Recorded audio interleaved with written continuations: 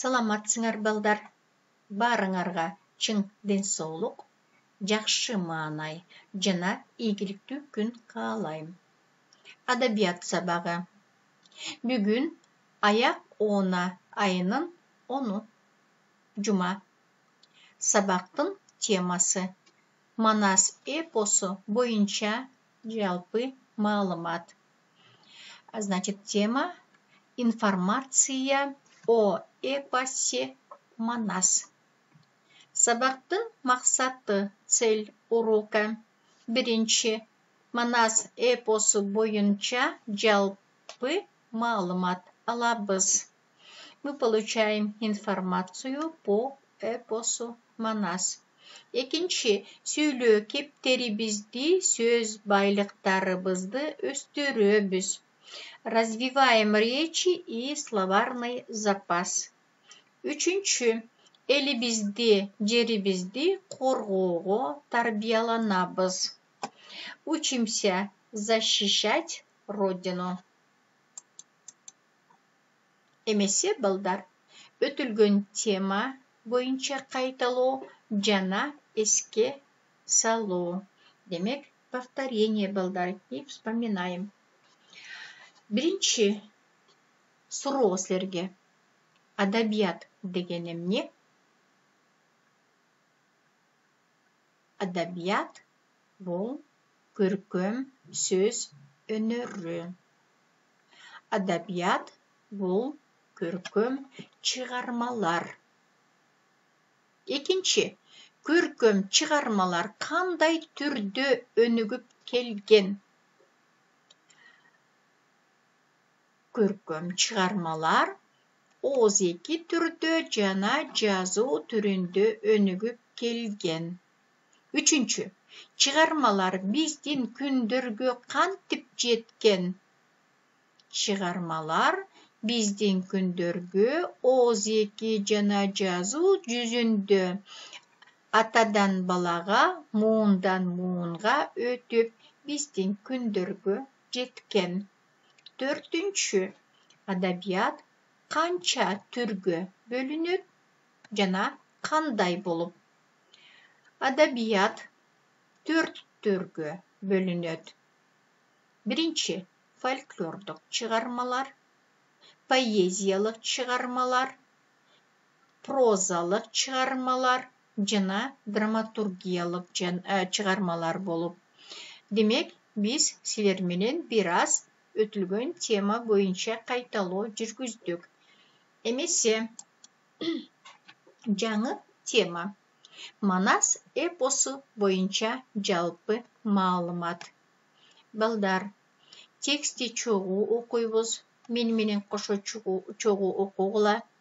Андан кийин силер бул текстти конспект диптерге көчүрүп жазасыңар.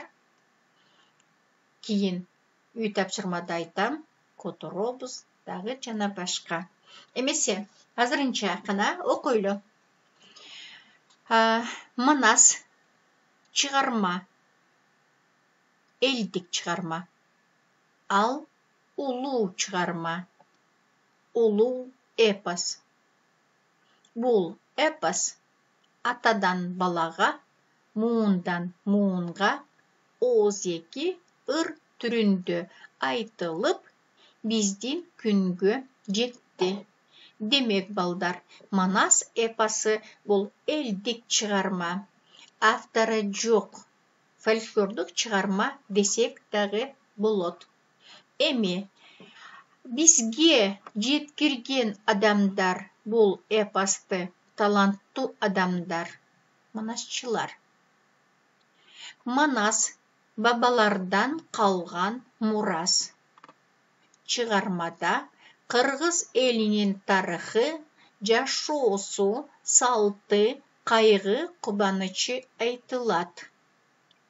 Манас кыргыздар үчүн адабият да, маданият да, музыка да жана тарбия берүүчү мектеп да болгон.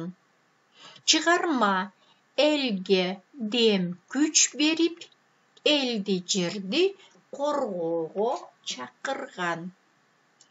Дүйнөлүк чыгармалардын ичинде Манас эпосуна көлөмү боюнча тең келген бир да чыгарма жок. Ошондуктан Манас дүйнөлүк чыгарма. Эпос 500.553 сап ырдан турат. Ал рекорддордун китеби Гиннеске киргизилген.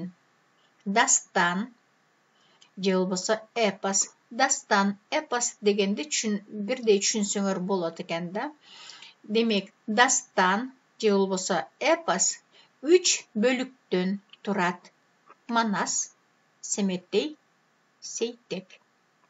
Манас кыргыз элинин сыймыгы. Дүйнө эли Манас десе, кыргыздарды билишет.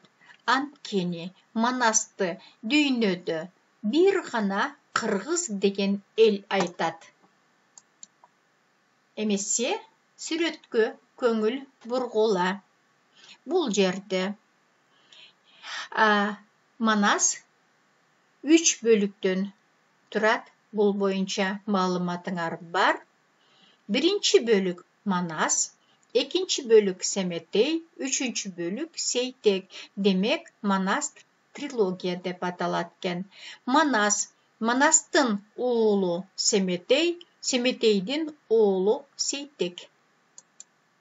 Эмесе, балдар, үйгө тапшырма. Биринчи, жазылган тексти конспекти дептерге жазгыла. Текстин ичинен силерге түшүнүксүз болгон сөздөрдү тапкыла, сөздүк дептерге көчүргүлө, котормосун жазгыла. Жаттаганга, эске тутканга аракет кылгыла. Экинчи, тексти которгула. Үчүнчү, текст боюнча класстар жасагыла. Эмесе, балдар, барыңарга ийгилик.